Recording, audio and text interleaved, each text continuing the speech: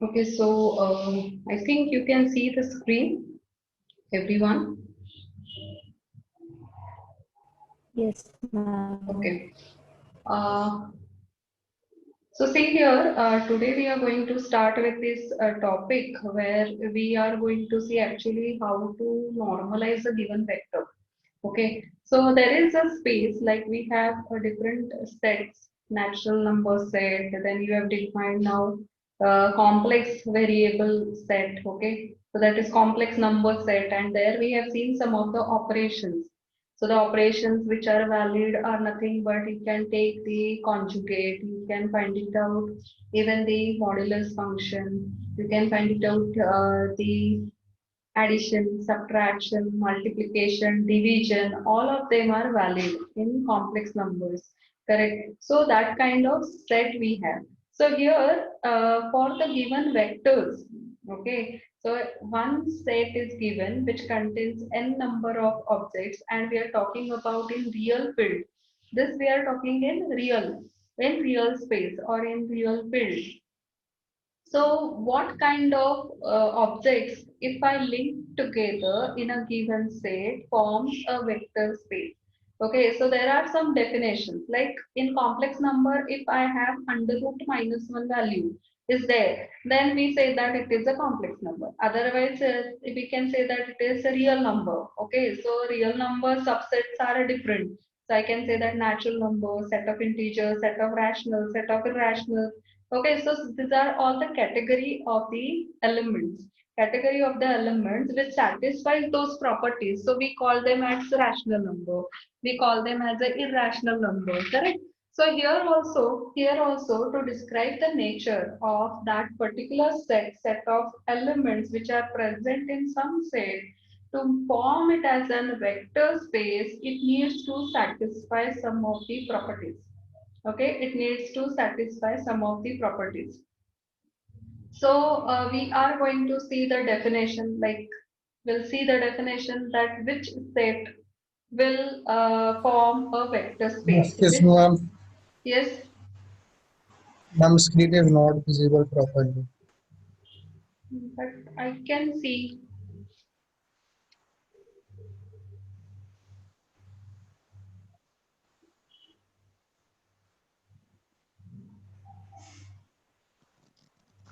Ma'am, there is a black part in right in the middle of the screen. Ma'am, it's a privacy layer shown over the screen, ma'am. Hmm, okay, wait.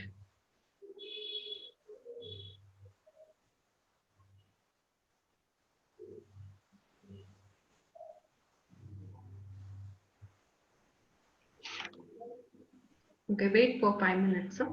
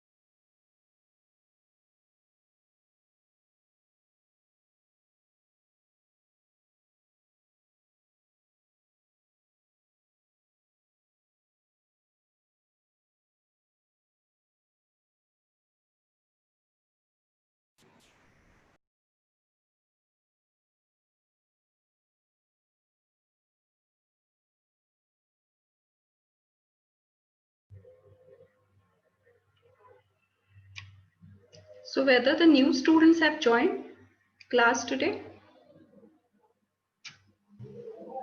Yes, ma'am. How many of you are Yes, there ma'am. today? 3. Yes, ma'am. Okay.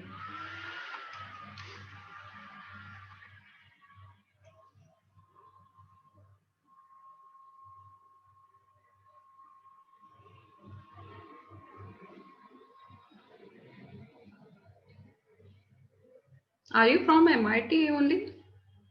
Or from other colleges?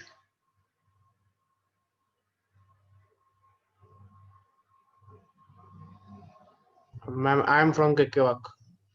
What's your name? Can you just And I am introduce yourself? My name is Abhishek Patil and I am from Kekewak. KK Wag, Nashik. and ma'am my Yes, ma'am. Okay. Next. hello. Huh? Yes, ma'am, my name is Shailesh Nikam from Malegaon KBH Polytechnic. Okay. Maligaon. And the third one is there today?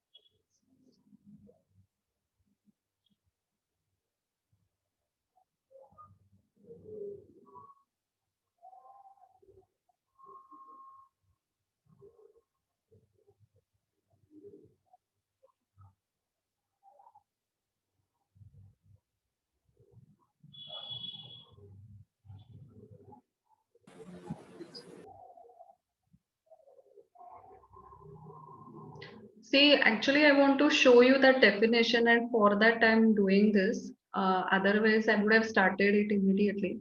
But the definition contains 10 parts. Once the given set satisfies those 10 criteria, then only that set, the elements in a set, forms a vector space. And once we understand that it is how it forms a vector space, then we can go ahead with the subspace of that, and that subset is inner product space, where you can talk about the distance and you can talk about the norms or normalization of the vectors, okay, in the inner product space. So for inner product space, you need to understand vector space. That is important part of linear algebra. It's a part of linear algebra actually, but as your heads or the teachers who have stress more that you should convert this from mathematics department, that normalization part, as we require it for the signal processing and all, for normalizing the signal. So please include it in your this syllabi. and transforms, they are taking it. Fourier and Z transform, whichever do the things actually it is required for you. Okay, so it was not able to fit it in the given stipulated time and in given number of lectures. So we have omitted the transforms. Otherwise, we would have taken the transforms also. But then we'll see. Most probably next year onwards, the students may have one more course of maths. Even you require the probability and statistics too, advanced one.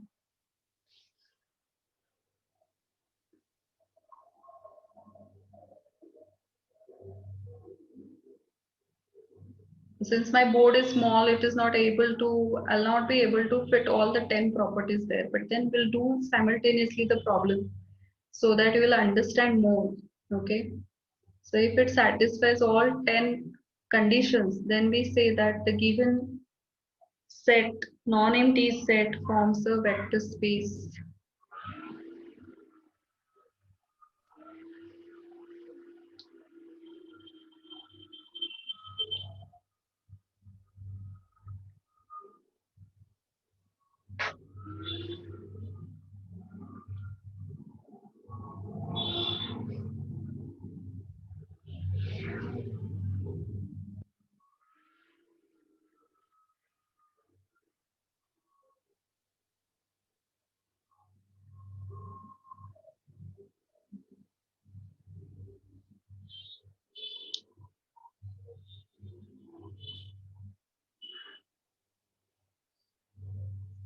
Okay, let's see.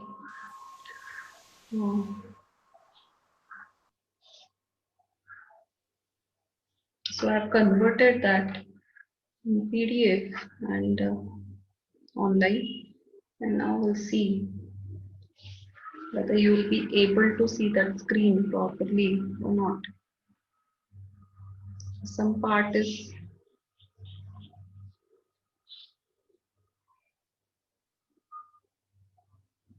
can you see it at least?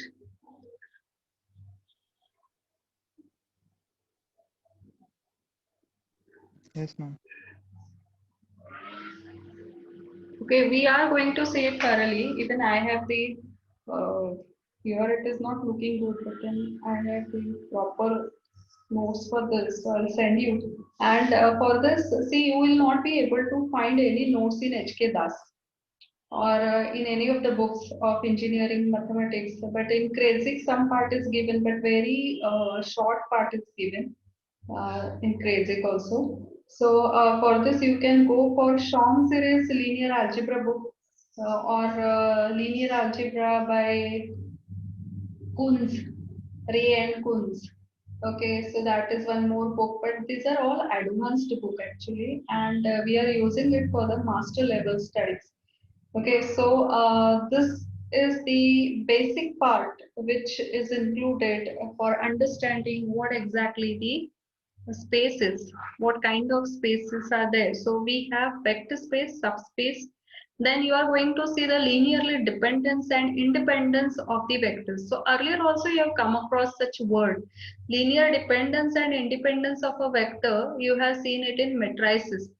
Okay, so whenever we have a system of equation, x is equal to b, or you have a set of vectors, okay, set of vectors in the given set, and then how you check whether it is linearly dependent or independent, you have to find it out the scalar product. That is, you take C1 V1 plus C2 V2 plus and so on, Cn Vn is equal to 0. And if all the scalars C1, C2, C3 up to Cn, if they are identically equal to 0, then we say that it is linearly independent set. Otherwise, it is linearly dependent. And the same term you are using it for finding out the eigenvalues and eigenvectors also. So whenever you are calculating the eigenvector, we always try to calculate it in different way, correct? So what we do is whenever you are having a matrix, what we do, we just reduce it to row echelon form. The meaning of reducing it to row echelon form is it is having a non-trivial solution. So one row is become 0, okay, after reducing it, and then you will get the remaining 2 rows which are completely independent of each other. There is no relation between any 2 vectors, correct? Same technology we are using it in rank. So whenever we are using rank, the meaning of rank is what? In computer system, if suppose I have to store a data, big data of say matrix, so it is always in binary. But then if you want to store that, it requires a space. So you can reduce the space with the help of rank. Correct. So all these things are used in technology. Yes, everywhere it is used. The only thing is you need to understand that how it is correlated with that particular thing. So you know the mathematics, you know electronics, engineering part, or any of the specific area, then you must be able to connect the two things. Okay, that is very important. So here we'll see vector spaces, subspaces, linearly dependent, independent of a vector. Depending on that, we'll find it out basis and dimensions, which is very important. And once we complete this, we'll complete with the vector spaces. Then we'll go ahead with the inner product spaces. Inner product spaces, we'll see the definition of inner product space, that which of them are formed inner product space. Then we'll see the distance, how you calculate the distance, Euclidean distance, the way you calculate distance formula. So that distance formula also we can correlate here in the form of normalization of vectors. Then we will say Cauchy-Schwarz inequality and how you can check whether the two vectors are orthogonal. And the last one is Hermitian and normal matrices. So this Hermitian and normal matrices are nothing. Hermitian means what? Complex matrix actually. The entries are all complex. So we are going to see only the definition, will touch to the definition so that you can normalize a vector which contains complex numbers too. Okay. So what is a vector space? See, you can see here, I have written here number wise the values, number wise all the things. Okay, these are called as axioms. Okay, so there are in all 10 axioms. So all these 10 axioms, if it is satisfied by a set, then we say that the given set forms a vector space under the given operations. We call those operations as binary operation.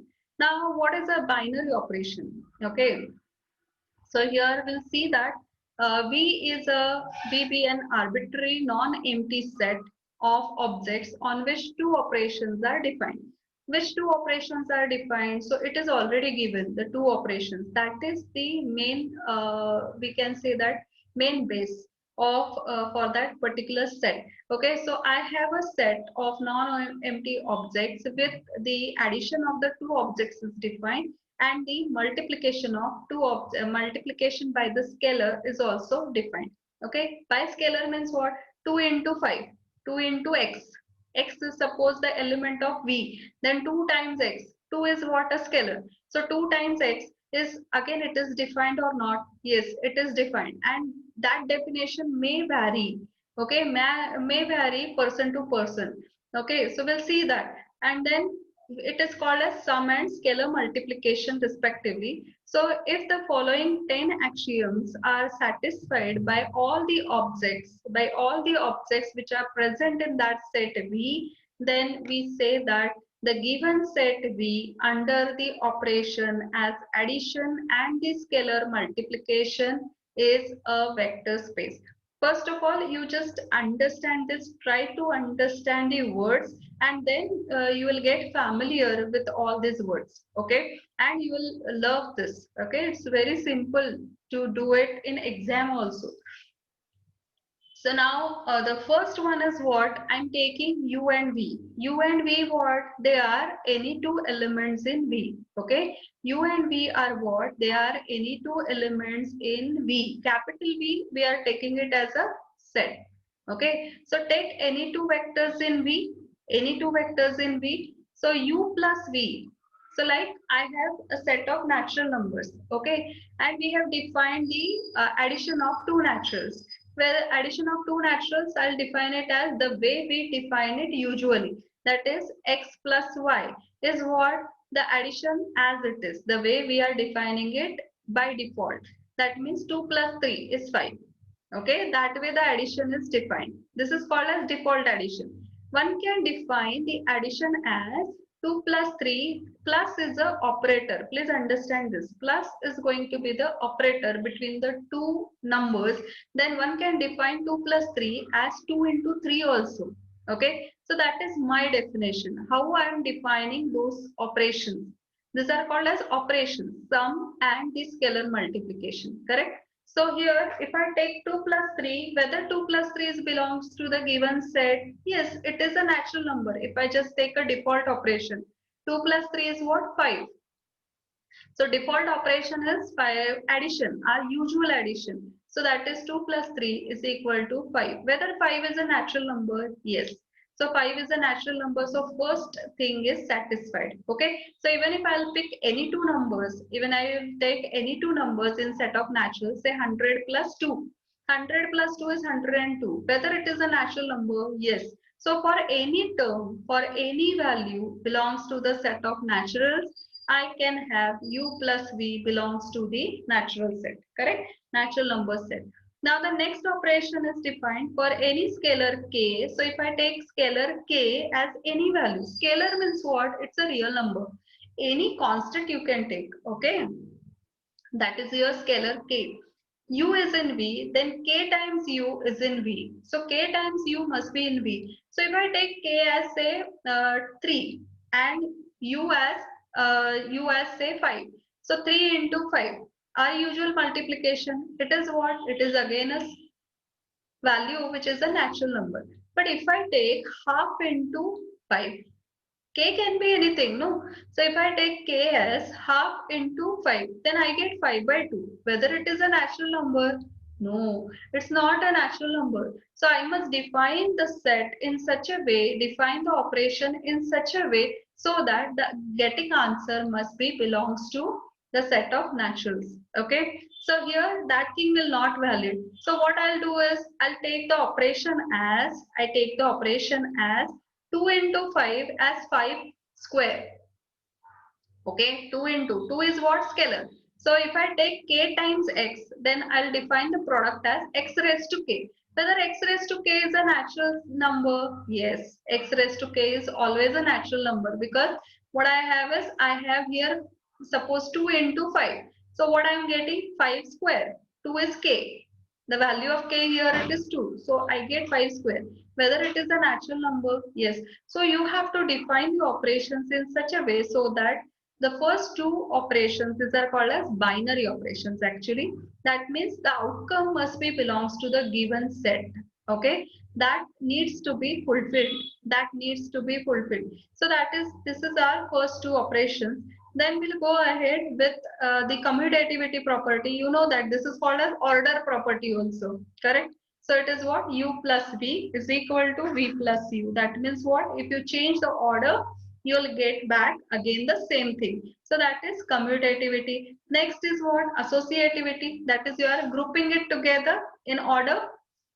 So U plus V bracket complete plus W. Now you take U outside and add the bracket for V plus W. The meaning of this is what? On the left hand side, if I have added U plus V first and then you add W, still the answer matches with if I just add V plus W first and then I'll add U. Okay, then I'll add U in order. Okay, in order. That is important. So then we say that the given set is what? It satisfies the associativity property. Okay, it is satisfying which property? Associativity property. Now the next thing is we have to find it out the identity. This is called as identity. There is a zero in V called as zero vector. Okay, zero doesn't mean that always you get that zero value as 0i plus 0j plus 0k. We were talking about in terms of vectors. Okay, so here we never have that zero vector as always zero. Correct. So it depends on the definition again. Please understand this. Okay. So here 0 in V, 0 is the number. It is not our usual numeric number as 0. Okay. So here U plus that 0 vector must give me the answer as U. Okay. So if you add it, to any number, you will get the answer as u. Like in set of naturals, if I do the usual addition, then 2 plus which value will give me 2? Obviously 0. So here 0 vector is what? 0. Okay, here 0 vector in this case is what? 0. But if I just take that addition of two elements is equal to the multiplication, addition is defined as multiply the two. Then 2 plus 3 means what? 2 plus any element x is nothing but 2x. Okay, 2x. Then which value will give me 2? So in that case, x is what? X needs to be 1. So 2 into 1 will give me the answer as 2. Okay, so therefore, what is the 0 vector over there? 0 vector is 1. Okay, so depending on the situation, depending on the definition, everything will change. Okay, so here 0 is a symbol. Okay, it is not a 0. Please understand this. Okay, and we have to identify that 0. We have to identify that 0 depending on how they have defined the addition. Okay, so here there is a 0 in V called as 0 vector in V such that u plus 0 is equal to u. Okay, I must get back u. Okay, now the next thing is what? Inverse. So additive inverse, this is called as additive inverse. This is called as additive identity because I am adding it, correct? So 0, u plus 0 is u means what? Additive identity. It has another name, that is additive identity. That is 0 is nothing but identity. Okay. So for each u is in V, there is some negative value of u in V such that the addition of this two must give me the 0 vector. Okay. 0 vector. 0 in this case is what? 0 vector. Please understand this. Okay. That is not our usual 0. You can make it as bar also. Okay. When you write it down, you can write it down as 0 bar. Doesn't matter. Okay. Now the next seventh property is what? It is called as distributivity property. Distributive over addition of the vectors. Okay, so k times u plus v. So you are adding the two vectors and then you multiply it by a scalar. It is same as first of all you multiply each vector by k and then take the sum. Okay, like ku plus kv. What I have done, I have two vectors with me, u and v. What we are doing it, first of all on the left hand side, first of all I am adding the two vectors. After getting the addition of the two vectors, then I am multiplying it by k. It says that if it is equal to, see we have to check this, correct, every time. There can be a possibility that this property is also not true. Then you can't say that the given set forms a vector space, correct? So here it says that on the left hand side, if you add the two vectors first and then you multiply it by the scalar quantity, it is same as first of all you multiply two vectors individually by k, okay, by the same constant, and then you take the sum. Whether the answer matches or not, that you have to check. If the answer matches, then we say that yes, sixth property is true. Seventh property is true. Okay, now same distributivity is there for addition of the scalars and only one vector. So you can have k plus l operating on u. So I'm taking first of all addition of the two scalars, that will find it out and then I'll multiply it by u. It is same as you just split it up this. Okay, that is called as distributivity. So here ku plus l times u. Now the ninth property is what? These two properties we have seen it for addition. Now we'll go for the multiplication. So for multiplication we have kl times u. Okay, so you multiply the two scalars and then you multiply it by u. It says that you just take out k outside and inside the bracket l times u. And the last is very important. Many a times the last property only it is not true. And because of that, the given set doesn't form a vector space. We'll see such examples later on. Okay. So here the 10th property is what? It is 1 times u. It is not your the way we have the value. Okay. So 1 times u is equal to u. Every time it is not true, I'll say. Okay, so it depends on how you define the set. So every time you won't get the same answer. Okay, you won't get the same answer. So 1 times u must give you the answer as u. Okay. So 1 into u is equal to u. So these are the 10 axioms. Now this 10 axioms, if it is satisfied by the non-empty set V.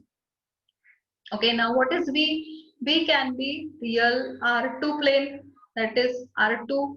It can be R3, it can be R4, R5, that means 5 tuple vectors, correct? These are all the set of vectors. So we have a set V which can be R2, R3. It may contain set of matrices. It may contain set of non-singular matrices. It may have the polynomials, okay? Polynomials in terms of x. It may have the integration. So many things are there, okay? How you define that V? How you define that V? But then under certain operations, two operations you have to define first. With the help of these two operations, means these are called as well defined. Well defined means what?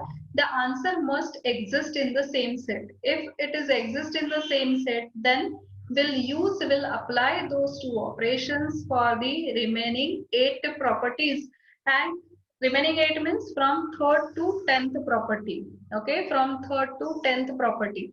And if you apply it, and if you get that LHS is equal to RHS every time, even the 5th property, the 0 vector must be again belongs to the set of V. It is not like that whatever the answer I am getting as a 0 vector, it is doesn't belongs to the set, but still I am getting 0 vectors. So that is not true actually. So what should be there? That 0 element, that is called a 0 vector, must belongs to the again set. Okay, whichever the set you have defined.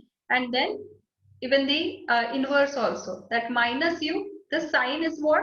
The sign in the 6th question, 6th property, for each u is in V, comma, this is called as there exist. Okay, so in mathematical notation we are writing this as there exist, there exist. Okay, there exist minus u. Now that sign is what? Belongs to V. Okay, so that E kind of thing you can see here, that is called as belongs to. Okay, belongs to V, such that u plus minus u is equal to the 0 element or 0 vector. Even in the fifth axiom I have used there, that belongs to also is there, and after see this one called 0 vector in V, such that u plus 0 is equal to u, and that sign that V is there, and I have drawn a horizontal line which is cutting that V. This is called as for all. Okay, this notation is called as for all. And the down you can see below that, immediately you can see the symbol which is inverse E, correct? Reverse E, mirror image of E. So that is nothing but there exist. Okay, that is nothing but there exist. So these are the axioms. These are the axioms. You can take a screenshot of this for time being, okay, because we'll see the problems based on this, okay, on the board, and then you will understand more from that. Yes, please take for this, at least this 10 axioms, you take a photo of this for your understanding, so that if you do will do 1 or 2 problems, you'll understand more from that.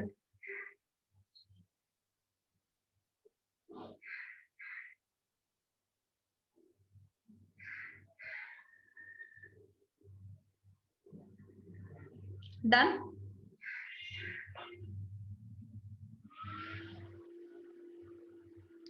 Okay, now see, I have written here the 2 different definitions in this case. So we just will take now these examples.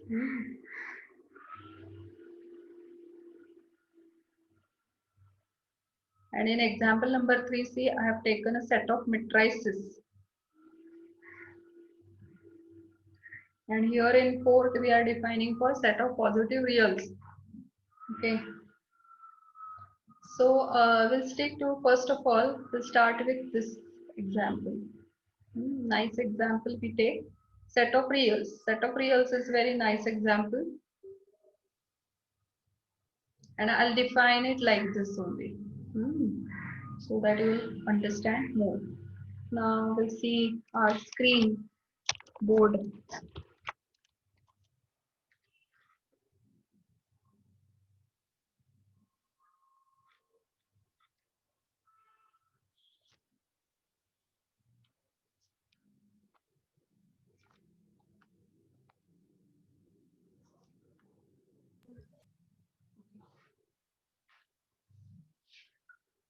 So see here.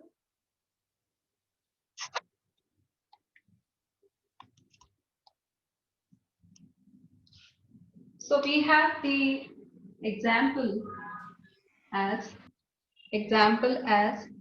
V is R2. R2 means what? Two-dimensional plane. Okay. V is equal to R2 means how the elements will look like. So this is your R2, correct? This is your R2, two-dimensional plane, real plane. So any point here, how you write any point, it is written in the form of xy. Correct. How you write any point here in the form of xy. And how you take the vector, so it is with respect to the origin, correct? So this is your OP bar. Vector is what? OP bar here. Yes. So if I have any point here, that is Q, I just say that this is x1, y1, Q is say x2, y2. Okay. So with respect to origin, this is your OQ bar. And then we'll define the addition of these two vectors. So how you define the addition? What we do is we just take completely parallelogram. Yes. So this is your addition of the two vectors, correct? OP bar plus OQ bar. Yes. So this is your point. Addition of the 2 points is say R. R is I'm taking it as x1 plus x2, comma y1 plus y2. Correct? Yes. So this is our usual addition. Yes. This is our usual addition. The way we are defining it, our usual addition. Now, instead of drawing in terms of the diagram, now we'll define this. Yes. Even I can talk about the product of these two vectors also. Now, whether the product, you have different two types of products, either it is dot product or cross product. Okay, so that kind of differentiation we are going to see it in the next unit, which is the last unit over there, based on the vectors differentiation and integration. Okay, so here we are just understanding the operations. Now, what I'll do is I'll draw. So take any two elements, here. Okay, so we say that P. So I can write it down. This is like this also. Okay, so I just write it down in a new notation so that you will understand that notation also first. So it is kind of xy in V such that, okay, xy in V such that x belongs to R and y belongs to R. So what kind of elements I have? I have the elements which we are writing. This is called as when you use the curly parenthesis. This we are using it for set. Okay. We are using it for set. Okay. What does this mean? Just now we have seen how any element look like in R2. It is order tuple. Yes. So this is written in terms of tuple x comma y. So we write the point as 1 1. We write it as 2 2. Correct. So these are all reals. I can have half, then 0.75. This is also 1 point. Whether it exists here? Yes. Even you can have root 3, comma 2. Does it exist in R? Yes. Because reals always contain set of rationals as well as irrationals. Correct? So here we define the set in this form. Where it is written that x and y needs to be both of them are reals. So I'm taking the entire real plane. Okay, two-dimensional real plane in this case. Now, how the operation is defined? So the addition of the two vectors. So let u is equal to, I'm taking first vector x1 y1 and v is equal to say x2 y2, and w we require, that is x3 y3. Okay, where x1 y1 x2 y2 x3 y3 by default they are belongs to what? R. Yes, because it is defined like this. Therefore, so the operations are given here. So given that u plus v is equal to x1 plus x2, comma y1 plus y2, and k times u is given as k times x1 y1. It is defined as kx1, comma ky1. We'll see for the simple straightforward example, and then we'll make changes here so that it won't be your vector space. Okay, if I make a small change in the same thing, I can say that that is not a vector space. Okay, so here this is defined operation. They will define this in exam also. This operations are given. These are called as binary operations. Okay, why they are binary operations? Because if I just add two reals, what is the outcome? Real. If I add these two reals, outcome is again a real. If you multiply by a scalar, k is what? K is some real number. It is what? Scalar. Okay. Scalar means how you write scalar? K belongs to R. Correct. So if you multiply it by scalar to this quantity, what I get? Multiplication by scalar, that is real to real. Multiplication of two reals is again a real. This is also real. So outcome belongs to this set. Okay, this defined set. And therefore, these are called as binary operations. Okay, binary operations, or we say that they are well-defined operations. That is another way of another way you can talk about this operations. Okay, so I have this now. I think everyone is taking down along with me. Okay, so we are defining these two operations for this set. Now we'll go ahead. We have to check. Okay, the question is, with this operation, check whether. Okay, write it down. Write it down here. So check whether V is a vector space of, or V is a vector space. Only take this. Okay, we'll not do it more. So check whether V is a vector space or V forms a vector space. Okay, under this operations, addition and multiplication by a scalar. Okay, now we'll see this problem. What is the first property? The first property is addition. Correct. So we start with the addition of two vectors. So we go state-wise. So the first property is, for u is equal to x1 y1, v is equal to x2 comma y2. What I have to check? I have to check that u plus v belongs to v, that is R2. Correct. What is v? V is R2. V is R2. How you define u plus v? See, you have to always take how it is defined. Okay. Sometimes it can be given like this also. Huh? So instead of this, the way we are adding this, it can be like this also. Please understand this. So they may define it like this also. Okay. But you have to stick to how it is defined. In the example. So here it is our usual operation. So we don't have to worry at all. Okay. So this is, so left hand side is what? U plus v, and how you add this? U is this. And what is my v? V is x2 comma y2. Then how you add this? Addition of this two, how it is taking? That you take the first tuple of the first term, that is u, and then you take the first x component from the second term and add it. That way it is defined. So we take it like that. Okay. We take it like that. And what they are saying that since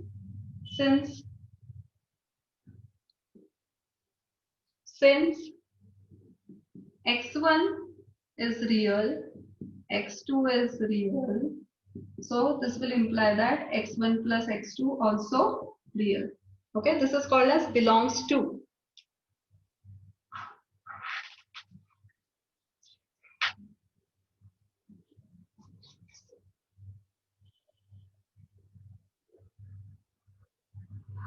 Okay, similarly, you write it down for y1 and y2. Similarly, you write it down for y1 and y2. So this is for your understanding. I'm writing it. Otherwise, there is no need. Okay. So addition of two reals is again a real. So therefore, we have this. This is belongs to what? B. This is belongs to B. So we have proved the first property. Now what is our second property? Multiplication by a scalar. Correct. So let K belongs to R and U belongs to B, then K times U must belongs to B again. Okay. So K times U, that is K times x1 comma y1. And how we have defined that? You have to just multiply component wise, correct? So we have taken this as kx1, ky1. Now see, this is real. X1 is what? Real. So real into real. So it's real. This is real. This is also real. So real into real. So I get that value again as real. So therefore, this will belongs to B. Multiplication of two real numbers is always a real number. Correct?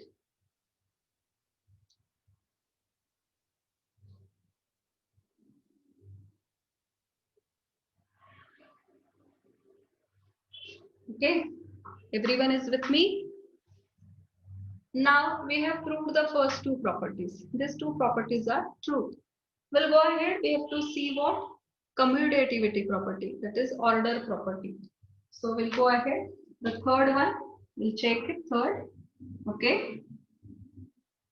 So the third property, that is for u comma v belongs to b. What I have to check? I have to check u plus v is equal to v plus u. Correct? That is commutative. So now what is u? U is x1, y1. What is v? x2, y2. I take the left hand side. What is my left hand side? U plus v. How you write u? U is x1, y1. What is v? x2, y2. Okay. How you add the two? How the addition is defined? You have to take first element of both the brackets. So add this. Then you can take the first elements of these two brackets. Correct? Okay. Now we know that addition of two reals. Correct? 2 plus 3. How you write 2 plus 3? It can be 3 plus 2. Even if I change the order. Correct? They are reals. So I can change the order. I can change the order. Instead of writing x1 plus x2, I can write x2 plus x1. Similar thing, I can do it here. Okay. I can do it here. So this can be written as x2 plus x1 comma y2 plus y1. Correct? Now how you can see what we have done? We have started with this and we are coming to this. Now from this I have to go here. Okay, I have to go here. So you can see that the first two elements x1, y1. It is bifurcated like this, which we have taken here. Now which are the first two elements here?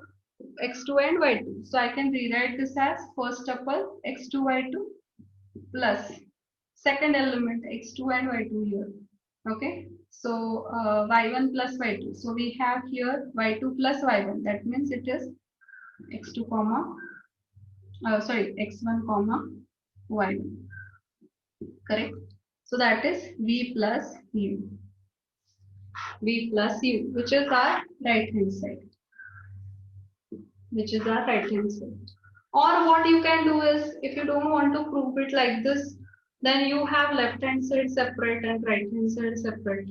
Solve it. So you get the same answer, correct? This answer. This is when you solve the left hand side. This is when you solve the right hand side.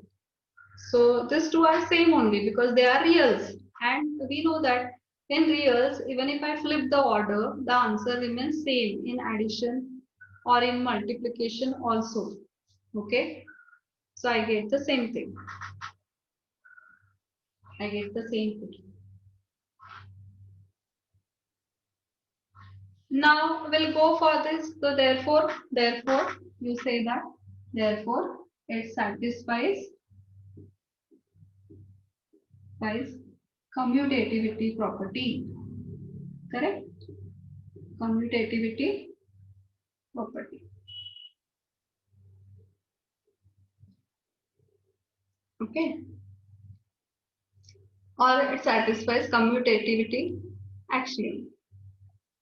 Now we'll go ahead. We'll see now associative. Associative, for that we have to take three vectors. Correct. Instead of UV, you have to add one more. You have to add one more. Correct. So we'll see now associative, whether it is associative or not. So fourth one, associative. Correct. So for this, what we do is, so U plus V plus W, correct, is equal to, you take out U outside, V plus W for all. So this notation is nothing but for all. Okay, so for all, how you write this V and then cut this V. Okay, cut this V. You can find it out this in symbols also, and micros in our words and all, everywhere in mathematical symbols it is always there.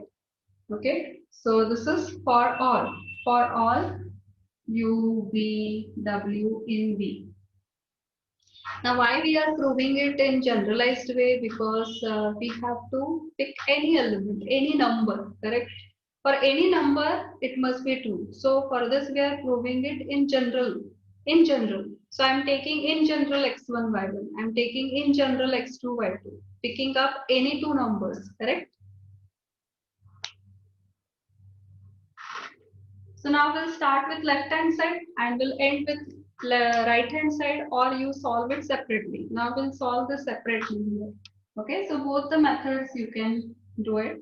So this is u plus v plus w. Now for w we are using x3 y3. So it is kind x1 y1 plus x2 y2, correct? Plus w is what?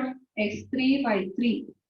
Now what we have to add whenever we are using brackets. So first of all, what we do, we always solve the term in the bracket. Okay. So if I solve it in the bracket, what the rule says, you have to add the x coordinates and y coordinates. Okay. So here it is x1 plus x2, comma y1 plus y2. And now remaining term, that is x3 comma y3. Correct. x3 comma y3. Now again, the addition of the two vectors, how it is defined, you add the x component, that is x term, and then y axis term. Okay. So here it is what? x1 plus x2 plus x3. x2 plus x3, comma y1 plus y2 plus y3. Correct. So this is my left hand side. This is my left hand side. Now similarly we'll solve the right hand side. So what I have to do? I have to take v plus w first. Okay. So that means the bracket will be given to this. Then the first x1 y1 will remain outside as it is. Okay.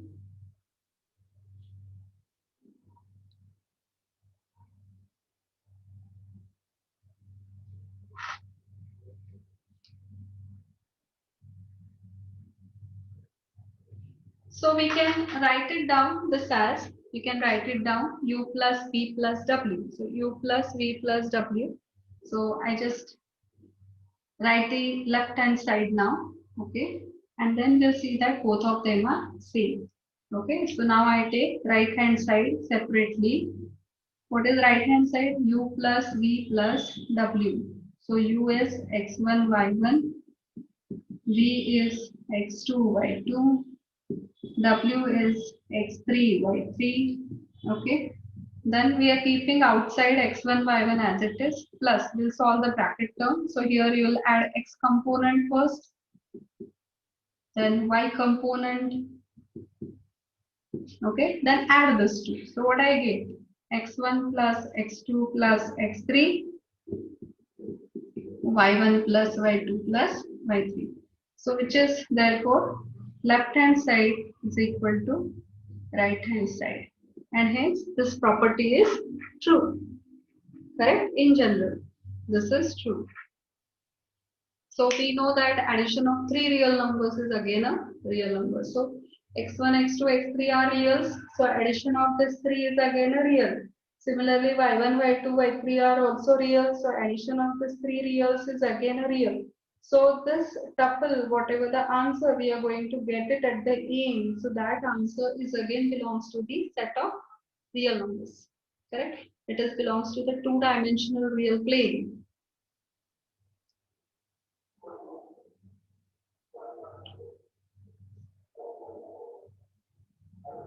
Now, after associative, which is the fifth property, zero vector, correct? That is very important.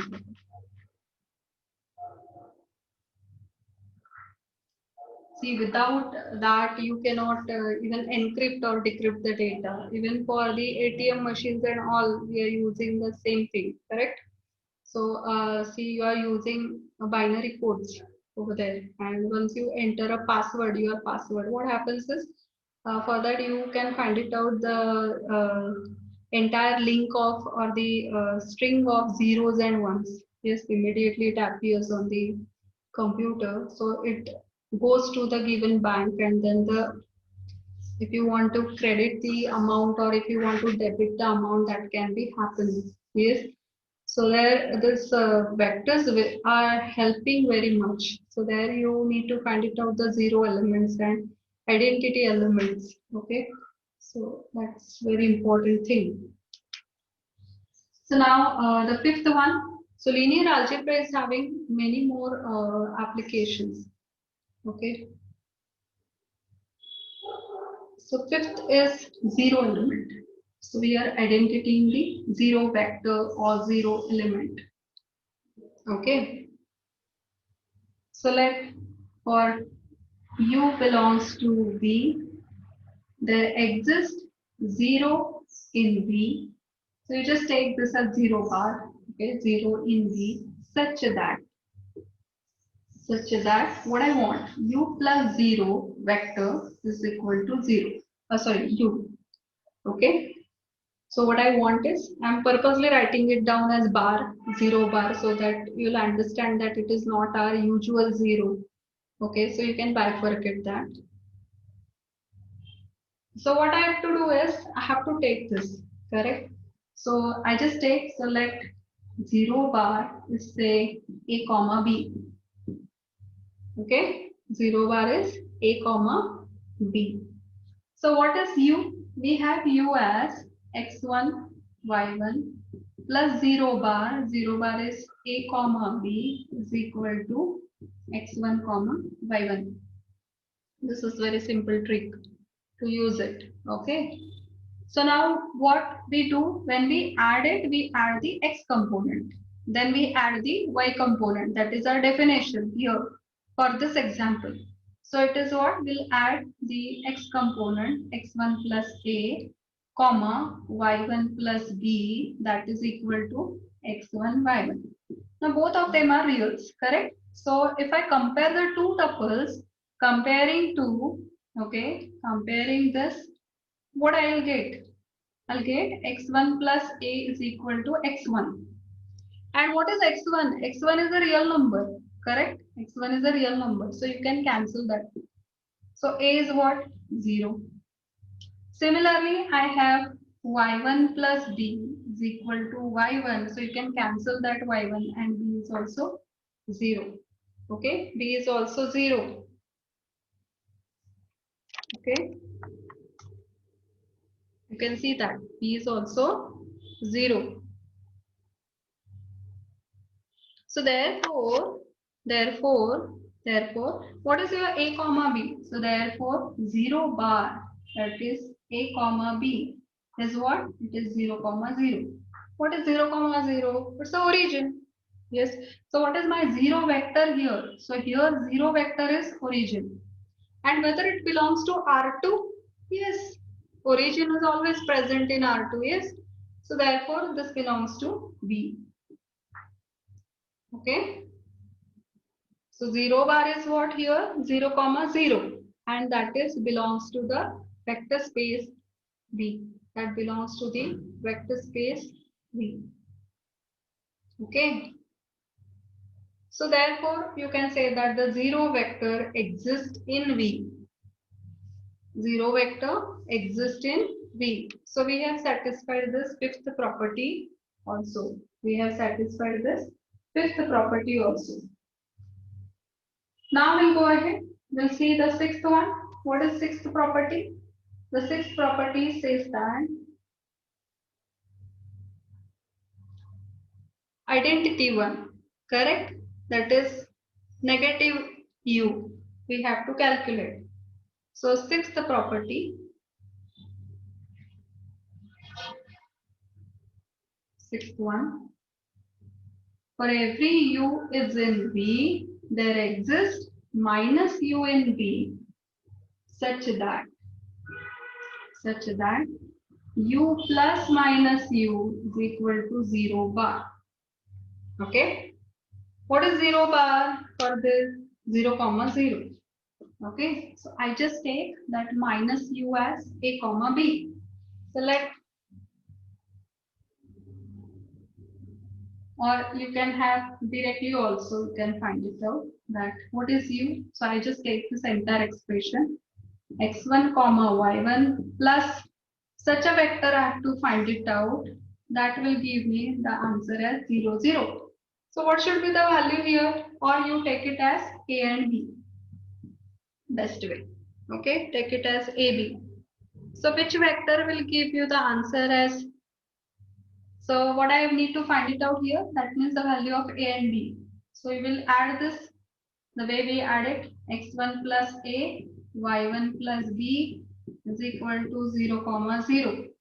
So equate this, x1 plus a is equal to 0 and y1 plus b is equal to 0. So what is the value of a? Minus x1. What is the value of b? Minus y1. So therefore, the vector minus u is what? Minus x1 minus y1. Now what is the negative of the real number? It is also a real number. So this is again belongs to B or R2. So again I can find it out the identity. Okay, additive inverse this is. Okay, the first one is additive identity. Second one is negative of that. That is additive inverse, which gives me the identity as an answer. Okay, identity as an answer.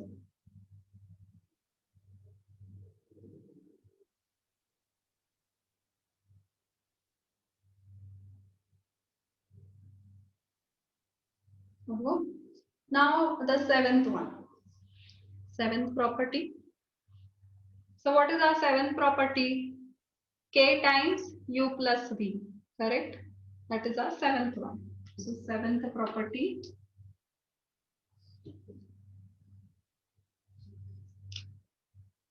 Seventh property is k times u plus v must be equal to ku plus kv. Where what is k? K is a scalar. U and v are the vectors. So I just take the left hand side.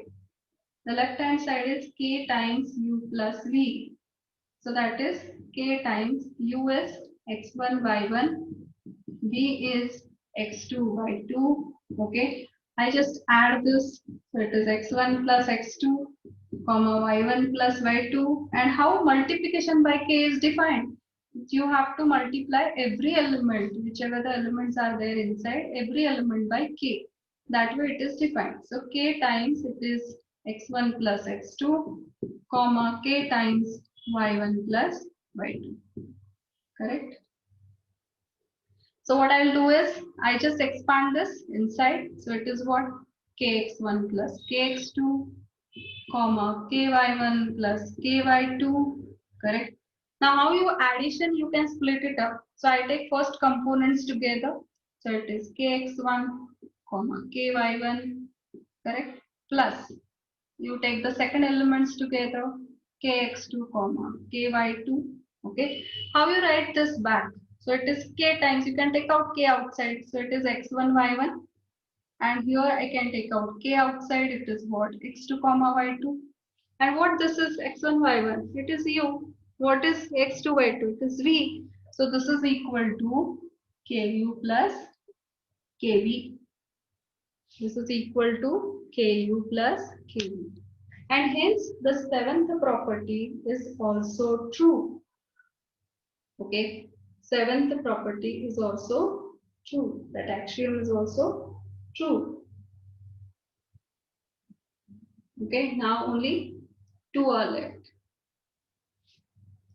3 are left. 8 we are doing it. Okay. See, no one will ask you in exam for proving this whether it forms a vector space, but definitely you will have a subspace. You will have the questions on linearly dependent, independent.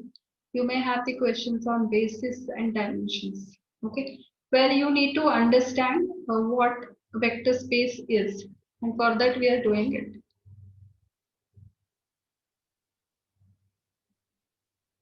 And once you get familiar with such type of operations, you'll find that it's very easy topic. Okay. So eighth property is what? Eighth one. Now I have to add 2. Correct? K plus L times U is what? Ku plus Lu. So you take the left hand side again. K plus L times U. U is what? U is x1, y1. So it is K plus L times x1, y1. So what I get this as? This can be written as K plus L times x1, comma K plus L times y1. So you can split it up this.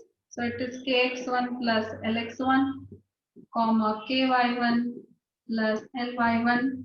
Now you add this addition of this two. How you can split up the first elements, you take it in one bracket. This element you take it in other bracket. So we'll have kx1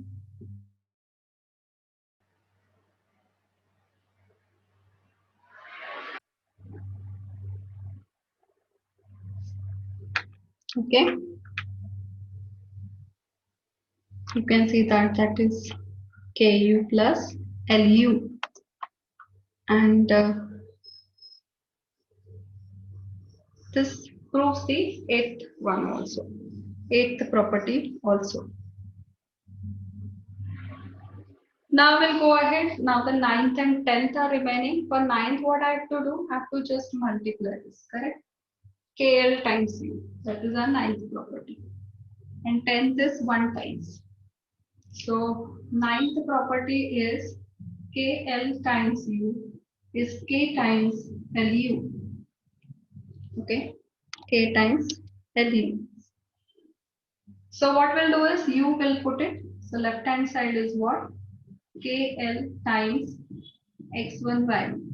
So you'll multiply every term by k. So I get KL x1, comma KL y1. So what I can do is I can take out k because we have to prove it like that. So we take out k common. So it is lx1, comma ly1. And what is lx1, ly1? You can have L times x1, y1. Correct? Just make a square bracket here. So what is this? This is k times Lu. Okay, that is our right hand side. So we have proved the 9th property also very easily.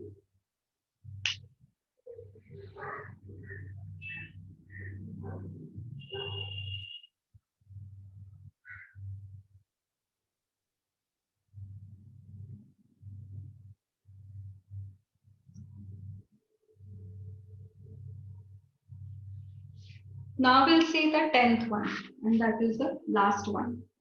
Okay, 1 times u. So 10th property is 1 times u is equal to u. Now here 1 is a number 1. Okay, 1 is not any label, it's number 1. So left hand side is what? 1 times u. So it is 1 times x1 y1. And how we have taken the scalar multiplication, you have to just multiply that k element to everyone. So it is 1 times x1, comma 1 times y1. And what is 1 times x1? It is x1 because it's a real number. So we get back u. So since all 10 axioms are satisfied, therefore V forms a vector space under the operation plus and multiplication. Okay, under this operation, scalar multiplication and the addition. So it forms a vector space because it satisfies all the 10 properties. 10 properties. As I told you that this is our regular addition and regular multiplication. But if I use only one thing, if I make only one change in the entire thing, will be not able to find it out. The 10th property is true. Okay, all 9 properties will be true for that example. So have you taken down this?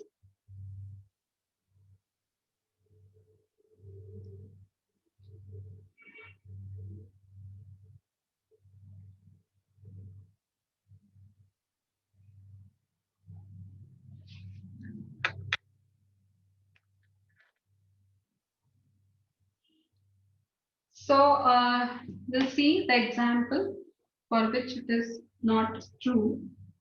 So B is R2 and the addition of the two vectors is defined as x1 plus x2, comma y1 plus y2, and multiplication by the scalar, it is defined as kx1 comma 0.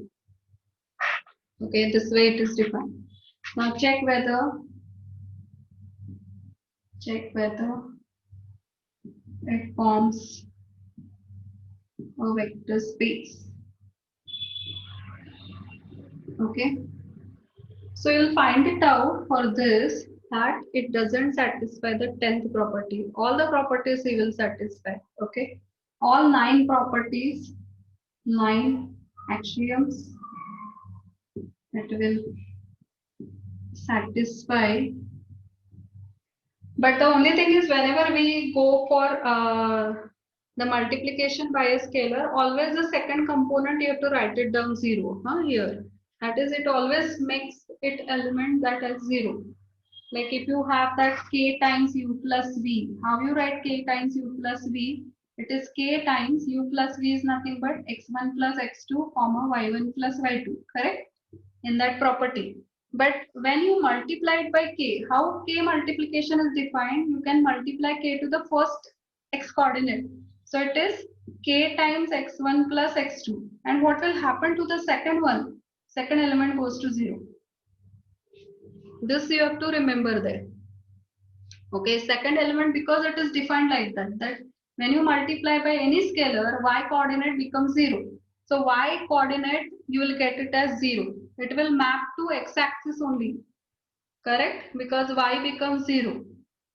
Then how you write this? So this is kind of kx1 comma 0 plus kx2 comma 0, correct?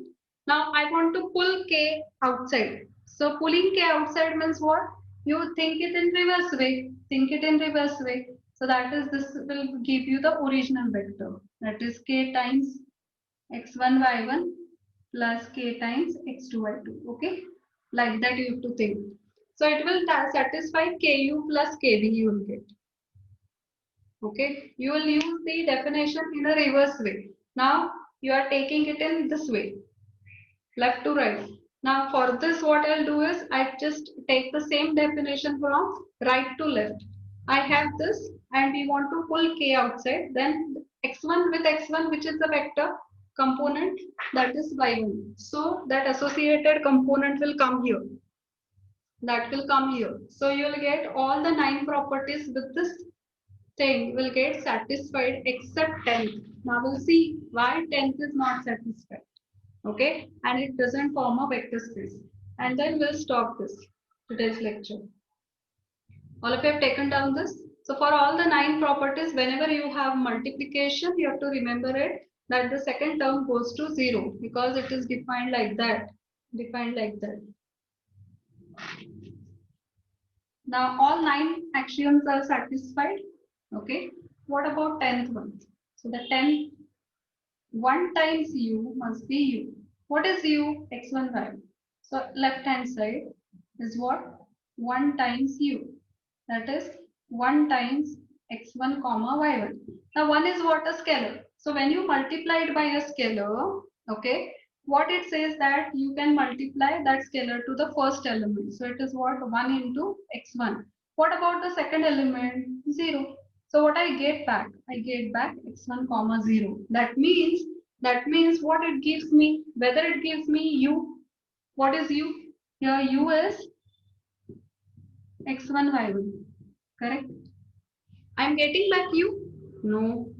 See, I'm getting a point on the x-axis. Okay, on the x-axis, y coordinate is 0. So this is not equal to u. This is not equal to u, and hence the 10th property, 10th axiom is not satisfied. Please write it down there. That the 10th property, 10th axiom is not satisfied, and hence it is not going to form a vector space. Okay, so 10th. So write it down that 10th axiom is not satisfied. Okay, therefore V is not a vector space. All of you are getting this? Why we are not getting? Because this is your 2-dimensional plane, x comma y. Okay, I have some point here. So when I multiply it by 1, I must get the same point. Correct? I must get the same point. But what happens here? It gets projected and I am getting this p dash. x1 comma 0. Correct? I am getting this element p dash, which is on the x-axis. Whether I am getting this point back? No. So therefore, it is not a vector space. It's not a vector space. Okay. So I'll end today because it is quite lengthy. So we'll see next time matrices. Matrices, one question on matrix, and then we'll go for the subspace. So that in subspace, you have to prove only, or you have to satisfy only 2 properties. So it is easy to do it in that space. Okay. So even the polynomials, integrations, many sets are there.